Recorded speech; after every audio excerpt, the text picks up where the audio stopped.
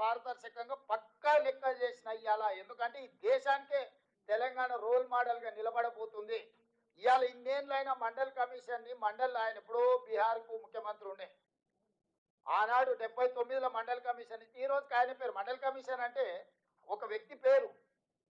ఎందుకు ఈ రోజు వరకు మీరు మనందరం ఎవ్వరు మాట్లాడినా మండల్ కమిషన్ మండల్ పేరు తీసుకుంటున్నాం అంటే చరిత్రలో నిలిచిపోయే ఒక గొప్ప చారిత్రాత్మక సాహసోపేతమైన నిర్ణయము. ఈరోజు రాహుల్ గాంధీ ఆదేశాల మేరకు మీరందరూ ఎన్నిక చేసి మీరందరూ అవకాశం ఇచ్చారు. తెలంగాణ రాష్ట్రానికి నేను ముఖ్యమంత్రి అయినా. తెలంగాణ రాష్ట్రానికి ముఖ్యమంత్రి అవడం అనేది ఆషామాషి విషయం కాదు. నా జీవితంలో ఈ లెక్క చేస్తే రేపు భారతదేశంలో ఎవరైనా ఆనాడు తెలంగాణ రాష్ట్రంలో రేవంత్ రెడ్డి ముఖ్యమంత్రిగా ఉన్నప్పుడు బలైన వర్గాల లెక్క పక్కా తెలిసిండు. అది నరేంద్ర మోడీ రాహుల్ గాంధీ గారా లేకపోతే నేను ఇంకోరా చెప్పట్లేదు. ఎవరైనా ఈ దేశంలో ఒక నివేదిక గురించి చర్చించాలంటే తెలంగాణ రాష్ట్రం గురించి రేవంత్ రెడ్డి గురించి మాట్లాడాల్సిందే. ఇది చరిత్రలో నిలిచిపోయే చారిత్రాత్మకమైన సందర్భము. చరిత్రలో ఒక గొప్ప అవకాశాన్ని జారవిడ్చుకుంటే అంతకంటే రాజకీయ అజ్ఞానం కానీ లేకపోతే దురుద్దేశం కానీ ఇంకోటి ఉండదు.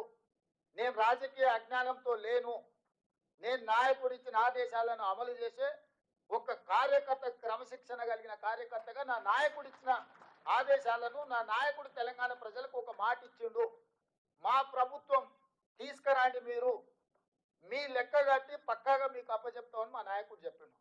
సంవత్సరం తిరిగే లోపల ఆ మాట నిలబెట్టాలని ఈరోజు ఇంత గొప్ప కార్యక్రమాన్ని నేను తీసుకొని ముందరికి వచ్చిన. నాకు తెలుసు నాకు ఎన్నొత్తుళ్ళు ఉన్నాయి.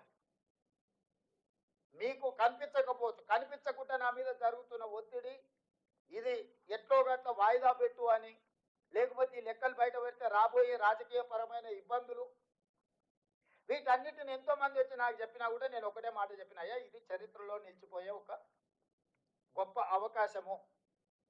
ప్లస్ మా నాయకుడు రాహుల్ గాంధీ గారు ఈ దేశానికి రాష్ట్రానికి ఇచ్చిన మాట, నాయకుడు ఆదేశాలను పాటించడమే నా ధర్మము. ఈ వేదిక మీద ఇంతమంది సీనియర్ నాయకులు ఉన్నారు, నాకంటే చాలా మంది. హనుమంత్ అన్న మేము పుట్టినప్పటి నుంచే రాజకీయాలలో ఉన్నాడు. చాలా మంది ఇప్పుడు జానారెడ్డి గారు లాంటి వాళ్ళు 40-50 ఏళ్ళ నుంచి ఉన్నారు. వీళ్ళందరికీ రాని అవకాశం నేను ముఖ్యమంత్రి అయినా. వీళ్ళందరికీ రాని అవకాశం నాకు ముఖ్యమంత్రి అయ్యే అవకాశం చిన్న వయసులో వచ్చింది. ఎందుకు వచ్చింది? ఆనాడు ఆ నాయకుడితోనైనా నాయకుడు ఏం కోరుకుంటాడో, నాయకుడు ఏం ఆదేశిస్తాడో 100% నాయకుడి ఆదేశాల మేరకు, పార్టీ నిర్ణయం మేరకు పనిచేసిన కాబట్టి నాకు అవకాశాలు వచ్చినాయి. ఈనాడు కూడా కాంగ్రెస్ పార్టీ మన నాయకుడు రాహుల్ గాంధీ గారు 100% ఇది అద్భుతంగా చెయ్యాలని వారు కోరుకుంటున్నారు. రాహుల్ గాంధీ దేశం ప్రజల ముందు ఈ విషయంలో ఒక